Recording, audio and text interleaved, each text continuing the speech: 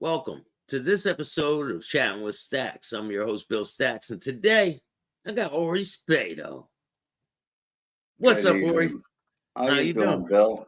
I'm doing great. Things are really looking good. We got a bunch of people in the house right now. Generic, how you doing?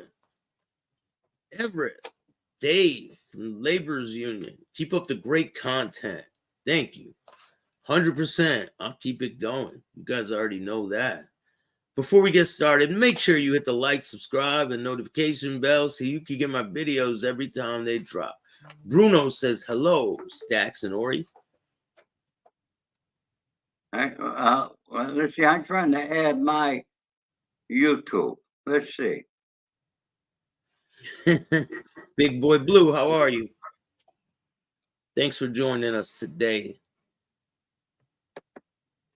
Let's see if I can do this.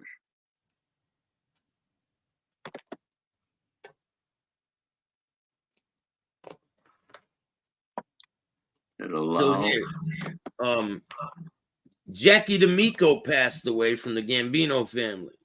Oh yeah. Yeah, he passed away on the 27th of December. Everyone's acting like it just happened, but it was on the 27th. If you guys don't know, Jackie D'Amico was a captain in the Gambino family under John Gotti. I got some pictures of him. He graciously is in my intro. If you guys haven't seen it, when John Gotti's walking to the car, you can see Jackie D'Amico in the video. Oh, wrong picture. That's Jackie D'Amico, and he passed away. Okay, I think this might be streaming to Stories with Ori on YouTube. I might have been able to do it, Bill. Have you ever had any dealings with Jackie D'Amico? No, I don't believe I ever met Jackie, although he does look familiar. It's funny, he was 86. Jimmy Caci was 86 years old when he passed through. Jackie D'Amico, yeah, 86, and he died on the 27th of December. Did he die at home peacefully? Yeah, not in Uh, prison, but he rode with John Gotti to the end. He wasn't like a lot of these other guys that take the other route. He rode it out to the end. yeah. Randy Marshall, what's going on, man? Thanks for joining us. Ori Staxx, what's up, gentlemen? Hey, everybody. Steve, I want to, Steve just Roden. before we begin, I hope and wish that you all had a very happy and prosperous, a very happy New Year, and that you were very safe. And let's have a happy New Year, folks, and make it prosperous to boot. That would be great. So, Uh, Ori's been catching a lot of shit this week on the Sonny shit. As far as I'm concerned, Ori's as solid as they come in my book. you know what? Let me tell you a little story, guys. You all probably realize, okay? Many years ago, what was his name? Ron Perlman from Florida. There was a guy who was a vice president at Clear Channels, and his wife wanted to manage this singer. And she was in Florida and spoke to Ron Perlman. And Perlman said, "You got to see Ori Spado in Los Angeles." Oh, Perlman was the guy that represented the Backstreet Boys and all them guys, right? That's right. That's right. Perlman, yeah, I remember the name. So he referred her to me. Her husband calls me. I get this call clear out of the blue sky, and his name was Tommy Nast, Nast. Great guy. He was a vice president at Clear Channels. So he called me up and he says, told me the story and that he'd like to meet me and wanted my advice. So I said, meet me at the Four Seasons at 5 o'clock. So he said, how am I going to know who you are? He said, just ask anybody there. At 5 o'clock, I walked in, he came right up to me. So we sat down and he's telling me the story. And he tells me he's originally from Rochester. And his real last name was Nasto, and how they changed it. Well, we went from managing that artist to, he asked me, he says, can you get my brother, Peter James, back on the ship? I said, why is your brother's name Peter James? Your name is Tommy Nash, and your original name is Nasco. What's going on? He says, my brother Peter James is a ghost paranormal. He's discovered more ghosts than anybody well known. Did it down to Queen Mary when Disney owned it. I said, let me make some inquiries. I said, and see about this, Sheriff. So I go down to Queen Mary. I'm sitting with Joe and Howard, president, vice president. I said, what about this guy, Peter James? Oh, yeah. Joe said, yeah, he's good. He's got some ghosts he talked to down at the pool. And yeah. I said, what can we do with it? And they said, let's do it, start tours again. So we begin these ghost tours. And because there's some areas down on the bottom of the ship is very narrow, you could only get like 30 people in one ghost tour. Yeah. So and we charged, I think it was $100 a person that was for dinner and a ghost tour. And I got 10%. And we did a Friday and Saturday nights. So I went to the first one, and the first one was like December the 27th, 2 days after Christmas. And we're packed. We got 30 people. They're having dinners, and we have a question and answer. Yeah. And I'm looking at these people, and a lot of them are from out of town. They're not from Los Angeles or Long Beach. So I asked for a raise of hands from the out of towners, and I get a whole slew of them. So I said, I'd like to have a few words with you. And I take them to the side and I ask, well, I imagine you folks were probably visiting relatives or somebody for the holidays, and that you saw Peter was here, you came. They looked at me like I was the biggest idiot on earth. They were from New York, Amarillo, Canada, all over the country. I said, holy shit. Why didn't I get a part of the hotels and airline flights too? I think to myself. Yeah. Okay. Anyway, it was very, very successful tours. We did it every Friday and Saturday night. But what I learned about the ghost tours, and paranormal is very big. It's bigger than the mob genre. It's Okay, huge. it's Yeah. huge. Okay, it's not just the believers that make it happen. It's the non-believers that make it happen. Okay, so now I got a lot of people that hate me, but I got a lot of people that love me. And you know who's the master at that there? All right. I mean, he is the best. There's nobody better at that there. He's been doing it all his life. He's a master. His name is Donald Trump. Okay. 100%. He does it like he's a genius at it. You got to give him credit. Okay. He's got half the country that loves him, half that hate him, and he don't give a shit. And you know what? Ori Spado don't give a shit either. Bill Okay. Staxx don't give a shit Tell either. you the truth like it is. I will not give you misinformation. Like a lot of people give misinformation. You know who I detest more than rats? The so-called mob historians. Are people lazy today? People are really lazy. There's a video of me that's been up since the 90s, I think. Somewhere in the 90s it was posted. And it says Teddy Persico posted it. Now, we got maybe one real gangster in this room because he wrote me. He said, it's not what Ori's saying, it's what Ori says between the lines. One guy caught what I was saying last week. Okay? So I'll make that clear again. Mob historians, or even you people, you go through Google, you see, and it says Ori Spado is rats. Listen, that nobody listens to the tape. Nobody. And they see the Persico posted.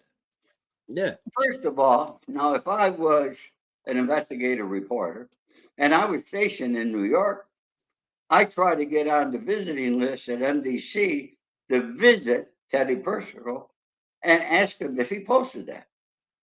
And I could guarantee you on my life and on my children's life, He didn't. he did not do it. I Show know. me one Persico that's on social media. Never Michael happened. Michael Who? Persico. Michael Who? Persico. But he's not in the light. Michael Persico is on No, social Michael media. Persico is not. But He's the only he's one that's not in the life. he's not in He's the a nice light. young kid. Yeah. But anyway, I wanted to share that. So, whether you love me, you hate me, you know what? You could count on one thing from me, and that's going to be the truth. And, I want to tell you a story. Johnny Franzese was like a nephew to me. He called me uncle.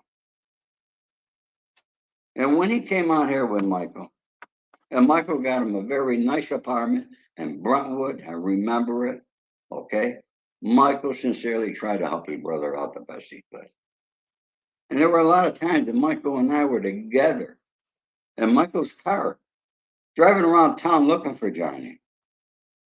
So, let's get this thing out of the woods here. Now, I tried to help Johnny many, many times. One evening, my son used to do parties at nightclubs, and Johnny wanted to come. Johnny was stoned out of his mind. I told him, no, you can't. He came when he took a taxi to my house. Johnny used to take taxis, never paid a taxi driver. But anyhow, that's another story for another day. Okay.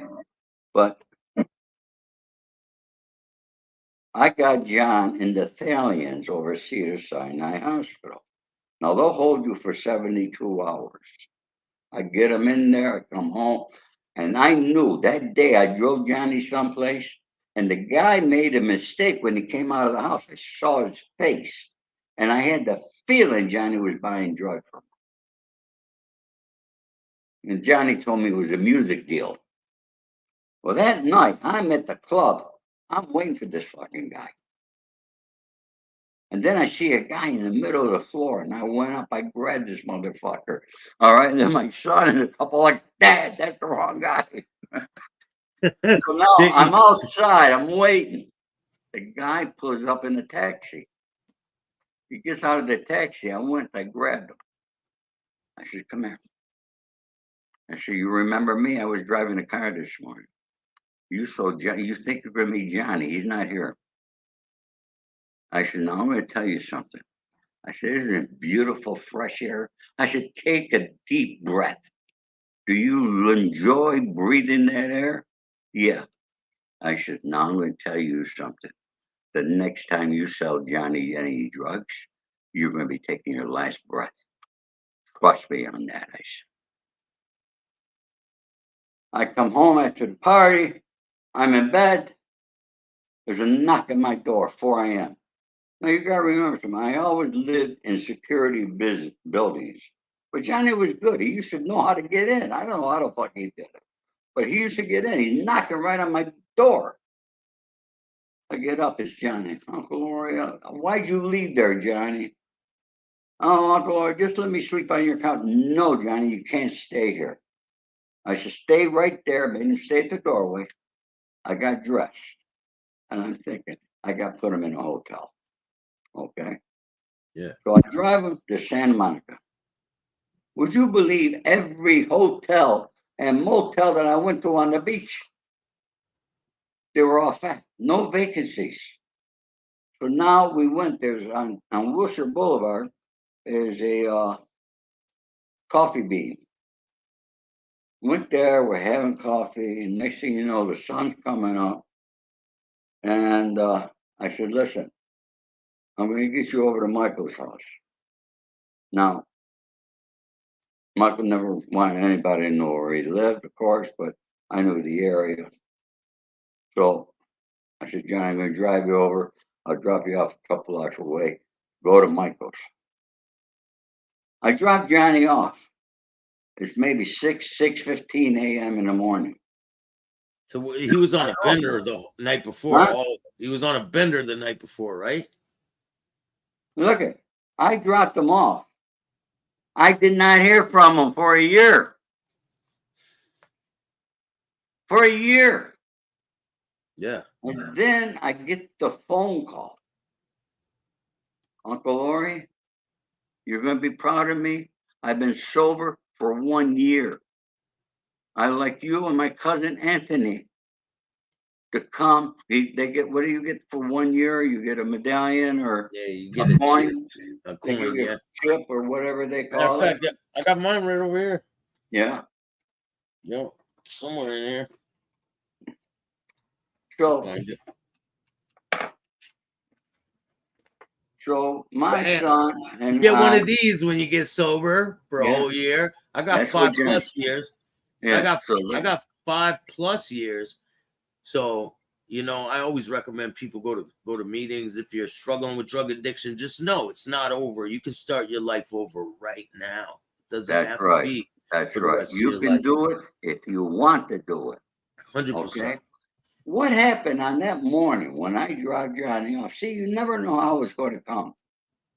But Johnny heard voices coming from a building. And he went in. And it happened to be an AA meeting. And Johnny just clicked with the people and he became sober. Now, 1 year, my son and I, it was down in Santa Monica, that area where John's meeting was. And John gave an awesome, awesome speech.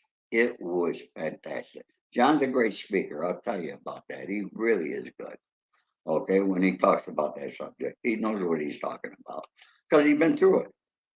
Yeah. And here's what he said. He says, my uncle and my cousin are here. I'm so happy. Maybe now my uncle will allow me back in his home. And me and my son standing there, we were stuck there. And of course, I allowed him back in my home. And that's how Johnny became sober. And then he worked in a house, in these rehab houses. And one of them was off Washington Boulevard. I would go down, visit him once in a while. And he was doing good. And Reese Mack, that's how you how doing? Johnny became. Now, I want to ask you a question, okay? Now, you were a druggie, right? I was a drug addict, alcoholic. I've Uh, recovered from the addiction, man. Now, let me ask you, I want to ask you a question just for the hell of it, okay? And for Yeah. anybody out there, all right? How many druggies or alcoholics invite their drug dealers when they're going to get their first coin, okay? How many? None. None, None. all right? So this rumor of me selling Johnny drugs, what the fuck? I don't even, never dealt in those kind of drugs he did. I did deal drugs. I dealt marijuana.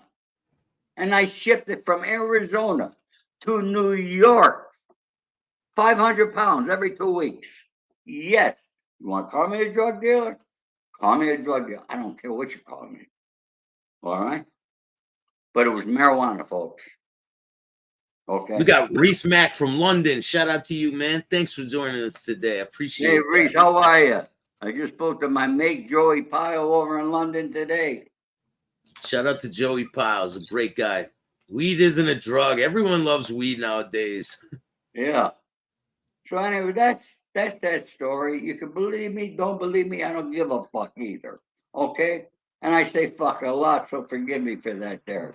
Okay? Ori, if Carlo Gambino was the boss of bosses, how and why did people call the chin Capo de Tupicaki? Tupi Capi, the boss of bosses. I have no idea. I don't believe I the don't I chin. never heard them refer to the chin as that. So I got a question for you, Ori.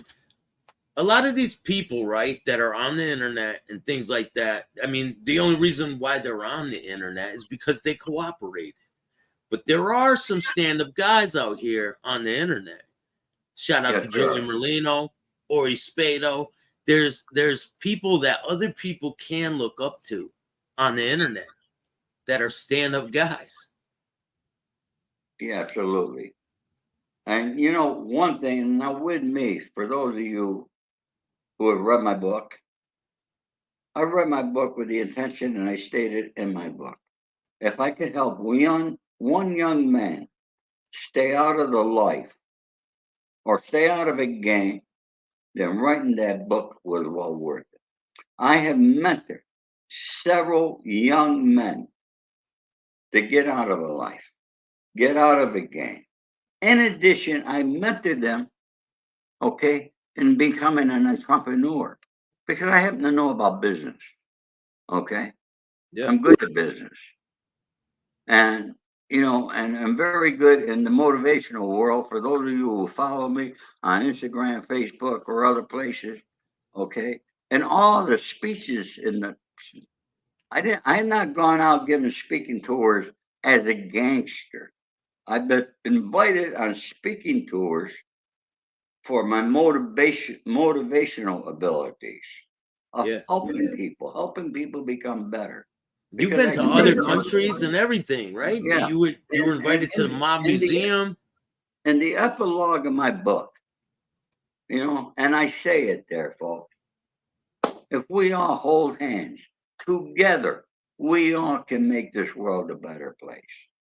Listen, you 100%. read my book, you'll see that I knew Frank Costello, Meyer Lansky, Russell Buffalino, Carlo Marcello, and I can name it and name it and name it. Okay? I knew these people. I spoke with these people. I had dinner and lunch with these people.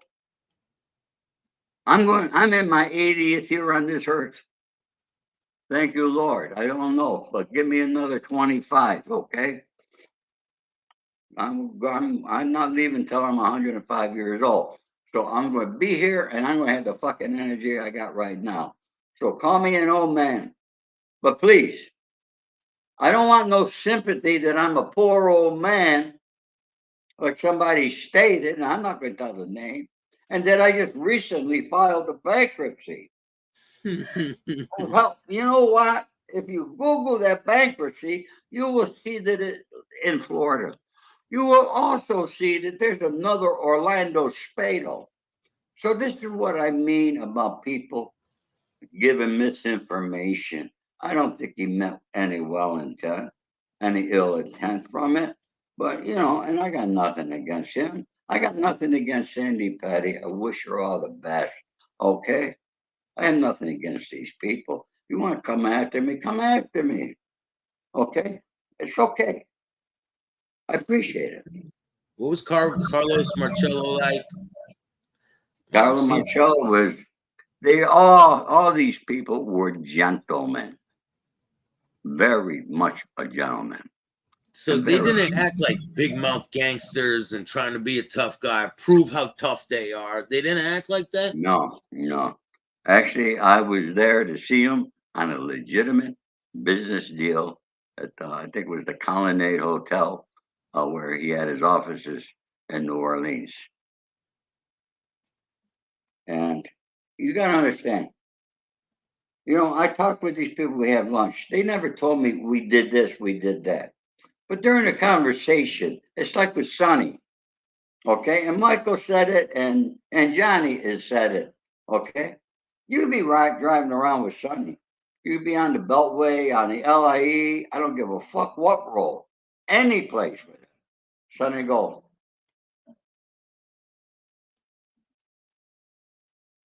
all right? And, I could determine who he's talking to. And it was not Johnny. Also, I want to state this here. Everybody's upset that Johnny's the one who destroyed his father. Yeah, it was terrible that Johnny wore the wires. But it was not the conversation that Johnny had that really hurt Sonny. The ones that hurt Sonny were the ones with Gaetano Furtado. One big tough motherfucker, and he was the weakest punk of them all. Okay, that's how these tough guys are. All right. You know, and whenever anybody tells me, son, don't go near that guy, he's an informant. Don't go near that guy, he's an informant. That's the informants. 100%. All right. Usually, I mean, but anyways, you know, folks, so I wanted to tell you that story, and I gotta tell you something.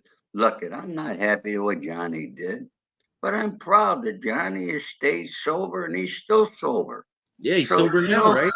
huh? He's sober now. He's sober now, and I think he's still working in one of those sober living homes. So, you know, give the guy credit where credit is due. Okay? Nothing wrong with that. It's a battle, man.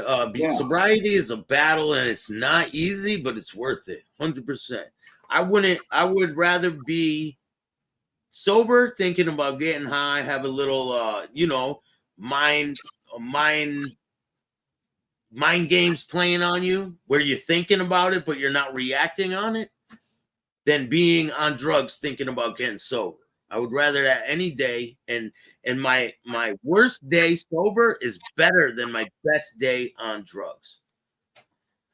Hey, That's listen, a lot of people have written me and called me and asked me, why do I go on chatting with Staxx?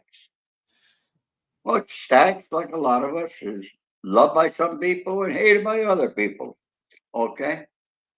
But, I've been with this kid since the beginning. I love his enthusiasm. I watched him grow.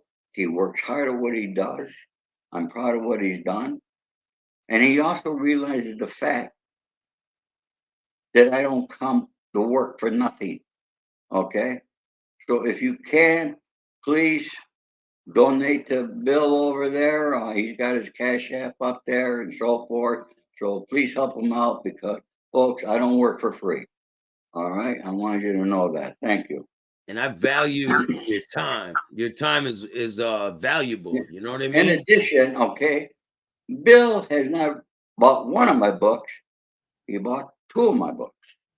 And No, he's read them both. I bought 3 of your books. Sorry, I bought a book for someone else too. Oh, okay, bought for somebody Yeah, else. All I right, he bought my bought one. very first book that came out, and then he bought my last book that came out. Okay, and Bill read the book before he interviewed me, and I will not do an interview with anybody unless they read my book. And Okay, you got to have that the thing in the back. What's it called? the index. Yeah, I got an index. I you got got you got to have you an know index in the back. I got court documents. Now, of course, folks, look, I didn't know Sonny Franzese. And I got to admit, I gave you misinformation when I said I knew him for 50 years. I did the math the other day, and please forgive me, I was off. I've only known Sonny for 45 years. So please forgive me for that misinformation. I wanted to get that clear. That's pretty misleading, Ori. Five Yeah, years it's different. terrible. So I got to ask you a question because some people have asked, right? Um, How many you people we got here? we got 54 in the house right now, and Okay. Ori's YouTube channel is starting to go up. So make sure you go over there and subscribe to Ori's channel. We're trying to get him to 1,000. We're almost there. He's at 908 right now, and it's been rising up steadily. You know, I just passed 8,194 subscribers. So my next stop is 9,000, and we're going to the top. And I'm not a mobster. I'm not a gangster. I wasn't involved with that life. I'm just a normal guy who got sober. And look how far I've come. And it's about persistence. It's about being on time. It's about doing it. If you don't feel like doing it, you have to follow through. Be accountable, you know? Hey, Bill, if you're not drinking this here yet, this is the best drink I've ever had. My refrigerator is stocked with it. What is it? It's Snapple Apple Zero Sugar. It's the most refreshing drink you ever had. At least that's Snapple what I Apple's do. pretty good. Yeah, it's really Thank you. good. Snapple Apple. So, folks, go out, go to your grocery store, and get Snapple Apple. You're going to love it. Trust me. So you're from New York, and a lot of people said, "Oh, He must have got chased out of New York. Do you want to tell me about when you were living in New York and you first left and went out to the West Coast? Well, okay, first of all, let me make this very clear. Nobody's ever chased me because I never ran from anybody. Okay? I'm just make that clear. I got out of the Army in 1966. Wyatt Earp, we got Wyatt Earp here. Good. I hope you got your gun with you, Wyatt. Okay. 1966, I was engaged to a beautiful young lady whose family lived just a few blocks from me over here in a multi-million-dollar mansion. Father owned department stores. And she was Jewish. We fell in love and we were engaged to be married. I had a job lined up with Pan American Airlines in their personnel department here in Los Angeles. And when I got out of the Army, I got discharged out of Oakland and flew down. And I was staying at the Hilton Hotel here in Beverly Hills. And she came over and she was crying because her father was against marrying me. And if she married me, he would disown her. Oh, so you guys were stuck in the middle with Because battling with the I father. was not Jewish. She come from a very old Jewish family. Her father had already had her husband picked out.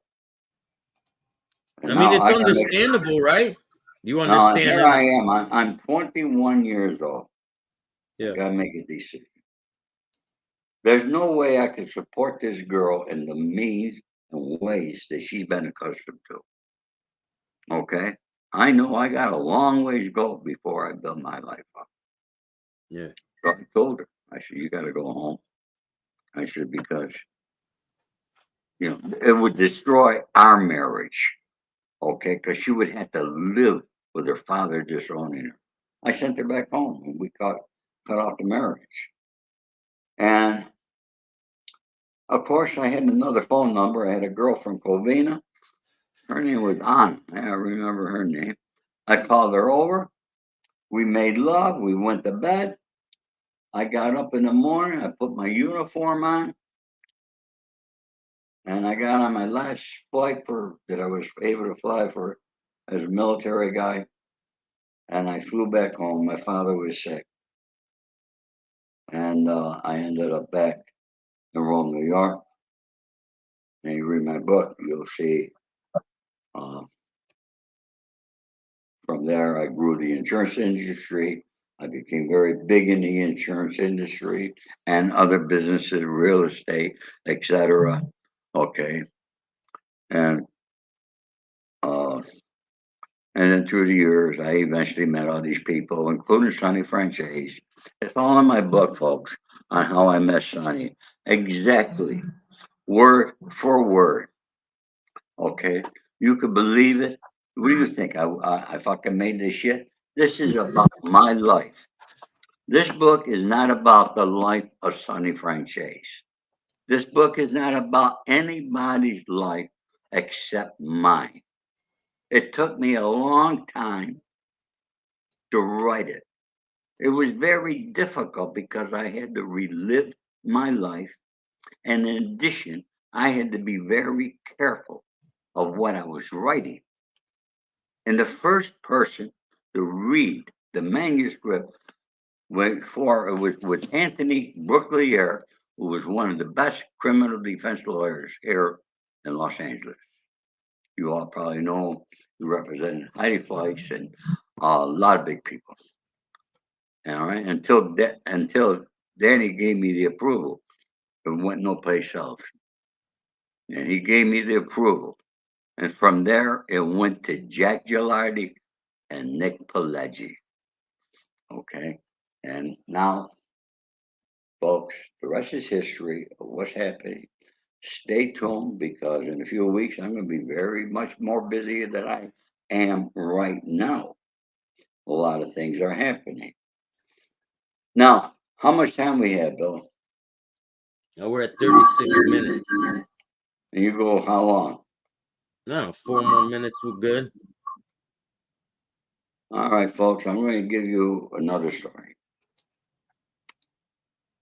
Seeing we're on the subject of Johnny Franzese, who do you think was the first person to find out that Johnny Franzese was on a West Side program? Well, he's talking right now, and his name is Ori Spado. And let me explain how that. Sonny called me. Oh, by the way, I didn't know Sonny, but he had my phone number. He had my phone number at every prison he was in. He wrote me from every prison. I happened to be at his house every time he got released. I know his wife, Tina. I'm going to tell you, Tina's one of the best fucking cooks you ever wanted to see, boy, because she cooked. Is it sauce or gravy with Tina and them? My God, Tina is Do they call it sauce or gravy? sauce. I gotta ask. What do you call it, sauce or gravy? I call it sauce now, pasta sauce. Everybody does. Not everybody. It used to be gravy. I asked somebody the question today, and they said gravy. So Gravy. everyone doesn't call it sauce. I gotta ask that question. Well, anyway, so now Johnny called me up, and Johnny was looking for a car, and he was going to buy a car from somebody in the program. Sonny asked me if I would check the car out, make sure it was okay. I said, certainly. I called Johnny. He said, Uncle, he said, once I get the car, I'll be right over. And this is on a Friday. And he said, I'll be there in an hour. He don't show up. Is this after he got sober? It's after, right? This is after he got sober. Yeah, he's been sober for a while now. Yeah, he's been sober for a while. And so now he calls me up and he said he had to pick the car up out in Pasadena and he's going to stay with a friend that's in the program and he'll be at my house in the morning. I said, okay, John, I'll see you in the morning. In the morning, no Johnny, I'm calling. Tina's calling me. Sonny's calling me. We're all calling Johnny. And finally, you can't leave any more messages. Yeah. Okay. And my first thought is Johnny fell off the wagon. He'll be knocking on my door looking for $40. Okay. That was his magic number. Okay. When he was looking for a fix. But there was no Johnny. Sonny asked me to fly back to New York, which I did. And Sonny stayed with me at the Warwick Hotel. And there was a meeting that took place at the Warwick Hotel. Michael Carapano was there, Guy Furtado, a couple other guys. And nobody knew where Johnny was. Nobody heard from Johnny. But now I'm flying back. Me and Sonny are standing in front of the Warwick Hotel, waiting for Chris, who was Sonny's driver, to pick Sonny up, waiting for my driver to take me to Kennedy.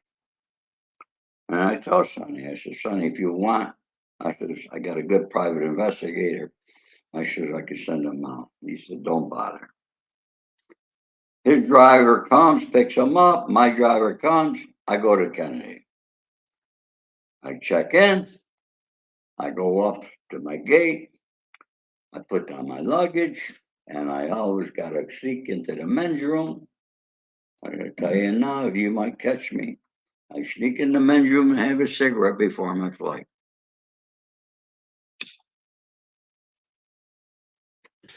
Sneak in and have a cigarette. Yeah. Don't do that nowadays, man. They'll put you in federal prison for that shit. So now I walk out and two young guys come. Ori, my first thought is these young kids, maybe they're friends of my son's and they recognize me and they're on the flight. And then they put their credentials out, FBI. We need to talk to you. And they took me to the side. They say, you could stop looking for Johnny. He's with us. I said, well, that's good. I said, then at least we know he's alive. I says, I'm going to call his mother and father and let them know where their son is. They said, we prefer you do not do that. I said, I'm going to do that. That's the mother and father. They have a right to know where their son is. They says, Mr. Spado, we're going to give you one last chance. This is your very last chance. You could come on our side, be with us. Otherwise, this is going to be your last commercial flight for a while.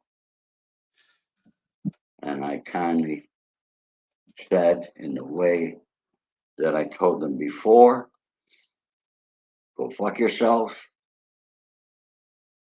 And that was, they were correct. That was my last commercial flight for 5 years. From then on, I was flying Con Air, folks. Were you shocked that he was cooperating against Sonny? Sonny never thought that he would really take the stand. He really didn't. For some reason, he thought somewhere in Johnny's head that Johnny might change his mind. But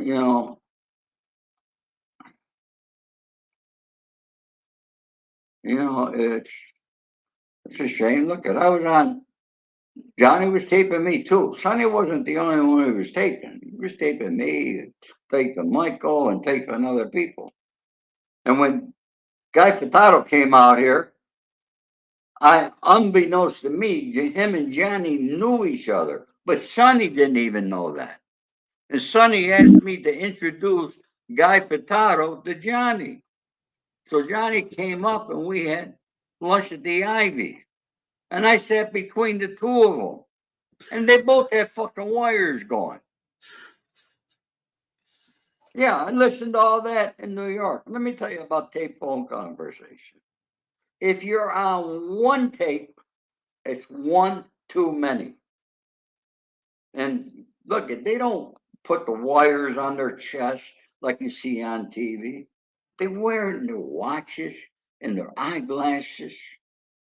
You can't tell.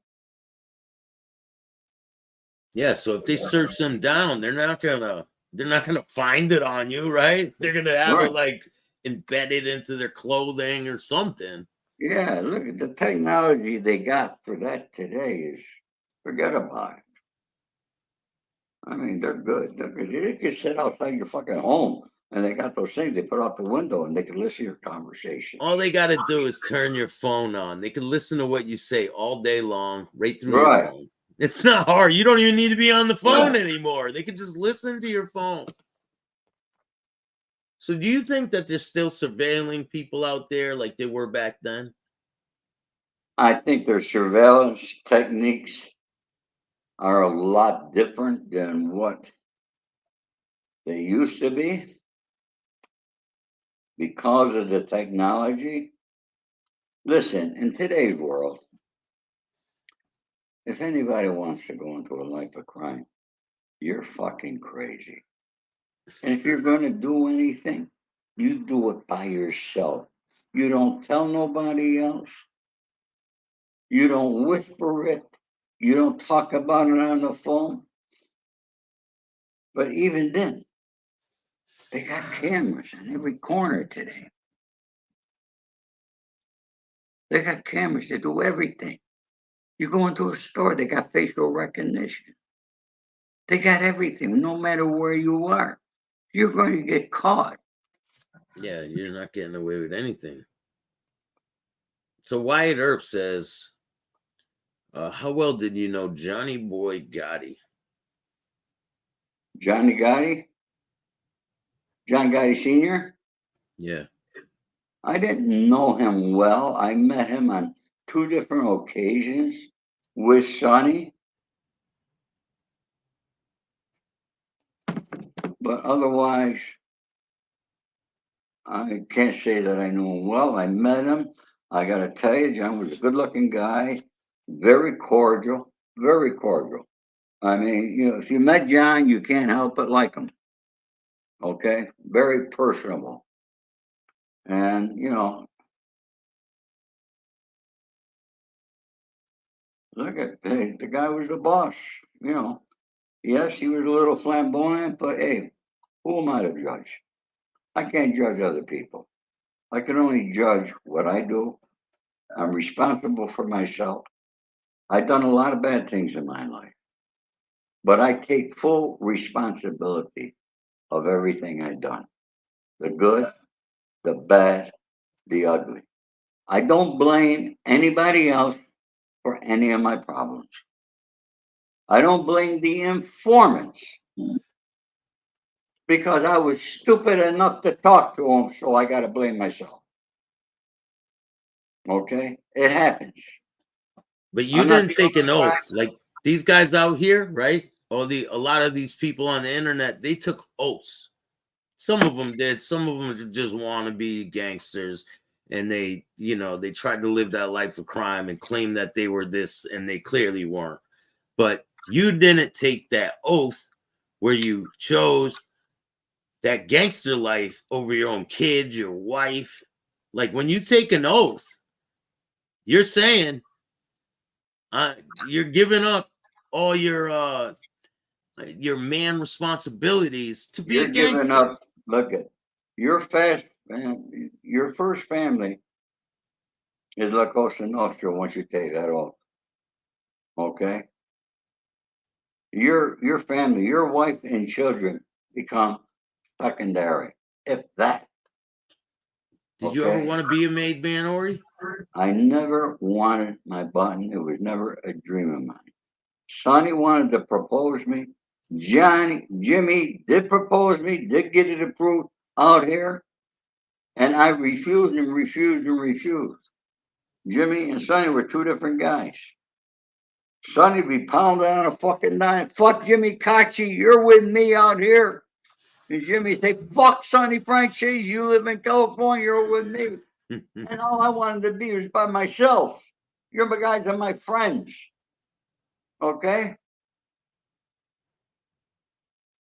I done my own crimes on my own time and my own dime.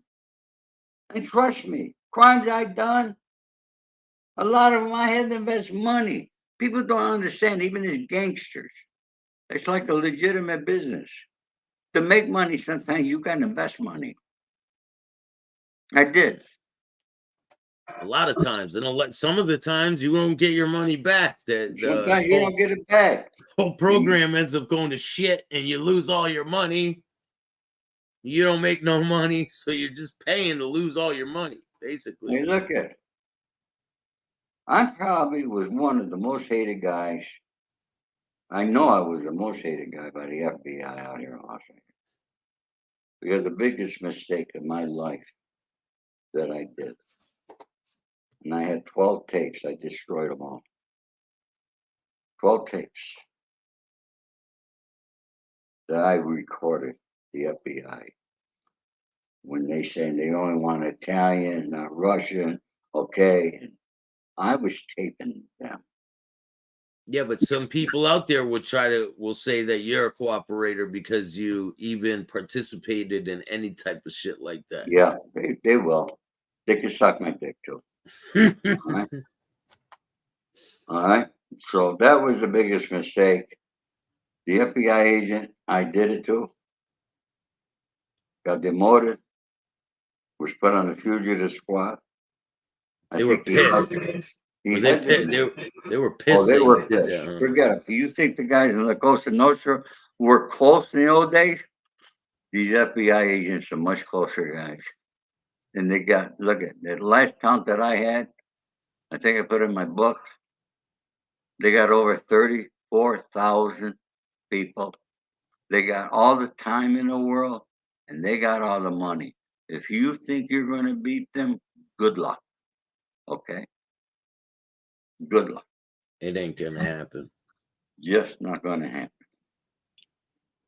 Well, a lot of people. I spoke to a lot of people like about you, and a lot of them respect you, and they say Ori's not pretending to be some gangster that he's not. He puts it out how it is. The accidental gangster. You weren't trying to be a gangster. It just kind of happened. Right?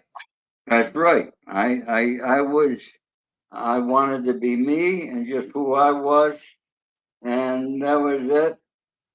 You know, and things turned out the way they did. If I didn't know Sonny Franzese, I never would have been on that indictment. Did Ori ever put work in, or was around when it was being done, whether a beatdown or worse? Let me repeat this. My name is Ori Spado. I was never an informant, and I will never discuss the secret things that I do know that I have heard, okay, with anybody. Not you, not the FBI, not my children. You know, I was Biggie in once my told. 30s. I think I was How old were you? shit, 21. Then I came in 71. All right, so in 71, I was 21. And 66. Then I was 27. I lived out here 1971. He said, "Do you believe Michael Franzese is still involved with the mob?" Absolutely not. They don't want nothing to do with him. No way in Not hell. at all. No way in Any hell. any Look at stand-up guys don't want nothing to do with cooperators. no. That's the bottom line. Listen, I talked to you guys. I said some things, and I could pick up the phone and still call some people back east. Okay, some people who were on my indictment. If you want to go look it up and see who was on my indictment. It's in the Okay, back of the book. it's in the back of Go my book. go get the Okay, book. all right. And by the way, when I was recording the FBI, because I know the rules, the politics, and everything about La Cosa Nostra that you have to know, as though I took the oath, okay, I still obeyed those laws. Although I never took the button. What was I going to say? All right. I wanted to tell you and make this very clear. I knew that what I was doing, recording them, could possibly get me in trouble. Could get you killed. All right. And get me killed. All right. I went on record. Sonny was in prison. I went on record with Joe Todaro. Jimmy Caci went back to Buffalo with a tape. I gave Jimmy one tape. He went back. He and Joe called me from from La Nova, Joe's pizza place. Joe is laughing. He wanted me to keep doing it so that I would know what the FBI were doing. Yeah. But I was on record. And then when the FBI told my lawyer, we'll give Ori one more chance, that was out here. All right. And I told him, tell them to go fuck themselves. Okay. But then I asked my lawyer, what does one more chance mean?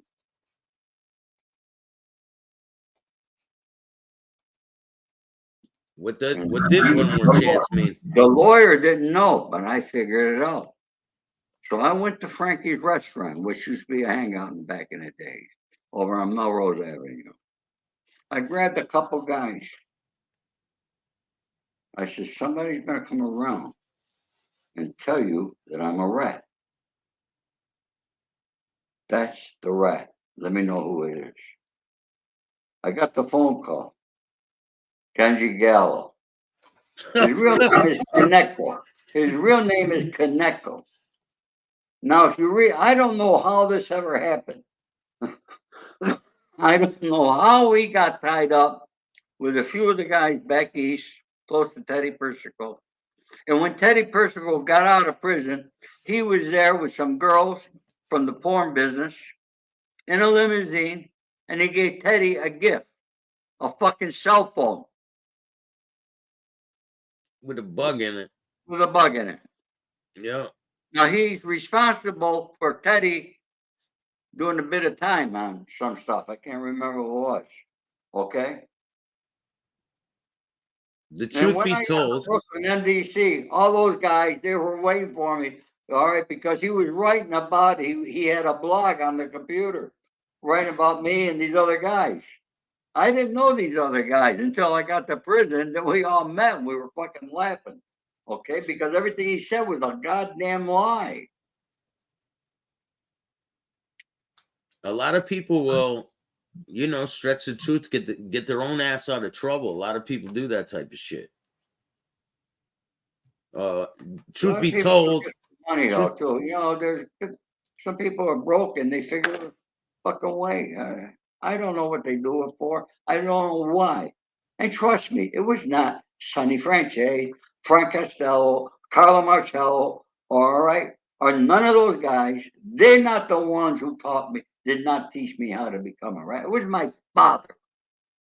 My father at a very young age. When I hired, I was supposed to spade the garden. I hired somebody to do it. My father came home from work, and he was so proud. What a great job you did. And my sister was there. He said, he didn't do it. He hired Lauren Cromby to do it. He paid him 50 cents. And my father spanked my sister. for telling it. Never squeal on anybody. That was the lesson. That's when I learned. Okay. No, my father did look at me. He says, redo it. Yeah, so you still got the shitty end of the stick, right? Yeah, still had to do it again. Truth be told, says I heard William DeMayo's gonna play Ori in the movie The Accidental Gangster. Who's gonna play you, Ori? I don't know. Tom Cruise, right? Nah, I wanted Denzel Washington, but he's getting old now. People go, why do you want Denzel Washington? Denzel Washington could say more on screen than anybody else without ever uttering a word. The guy's fantastic. He's a great So that's the actor. type of guy I would like, but it's not going to be up to me, folks. You know, we have some people in mind. We know who's going to be the first one to read the script, but I can't guarantee whether he'll take the part or not. But I know he's going to read it. I'm not going to mention his name, but if that does, the women are going to flock to the movie theaters. Trust me. Hey, I don't know if I'm available then, Ori. No, I might be. Well, thank you so much for this. I really appreciate you coming on. We got a lot of information for the people. And if you're watching this and you're not subscribed to Ori Spado's channel, go subscribe to The Accidental Gangster. I'm going to put a link in the description No, of this stories video. with Ori. Oh, Yeah. yeah. Or look up Ori Yeah. Spado. And you can, go ahead and subscribe to my my website too. And folks, there's a lot of information that I do have that I'm not going to be discussing on the air, and I'll be telling stories in a new platform soon to come, where I'm going to tell you a little bit more. All right, because the information that I got in this head is so valuable that it's unreal. But folks, at the end of the day, I'm going to be 80 next December. And by 85, I want to be retired. What do you think? I think 85, I'm going to go and retire. I don't see you stopping anyway. Even if you did retire, you'd probably still Right. be working. I can't right? stop. It's in my blood, and I got to keep going. And I'm very blessed. I'm very fortunate. And one thing I've always had is the ability to continuously make money. I thank the Lord for giving me the mindset, the brain, the energy to be able to do it. And I am a very blessed man. 10 years ago, I was in prison. 10 years ago, in July 13th, it'd be 10 years this July 13th, be 10 years that I was released. And be living here in the middle of Beverly Hills, eating at the finest restaurants, and I came out of prison. I had $150 to my name, folks. Now you're living it up amongst the All movie right. stars. I'm not a multimillionaire. Trust me, I'm not. Okay. I don't need it. All right. I can only wear one pair of pants at a time. How you doing, Mickey? Nice to meet you, buddy. Thank you, man. This has been a great information. Go subscribe to Ori's channel. I appreciate everyone that takes the time. We're gonna have some more information for you guys soon. Just Yeah, stay do me tuned. one favor, folks. Go and subscribe to my YouTube. Get me over to 1,000 tonight. I really be appreciated. See you all Yep. the next time. Take care, Bill. God bless. Everybody be safe and be happy. Make That's sure the you most important thing. make sure you end that stream. All right. If you guys Oh, like this type of how do I content, do that? How do I'll I tell do you it? I'll tell you in a minute. Give me a second. If Oh, you guys okay. like this type of content, hit the like button, subscribe, hit the notification bell. If you don't like this content, too bad. Start your own podcast. If you want to donate to the show, you can hit up my Cash App. It's Chattin with Staxx. You can hit up Venmo, PayPal, Super Stickers, Super Chats, all that good stuff, or Zelle. I appreciate every single one of you, and I'll see you soon. Thanks, Ori. Thank you.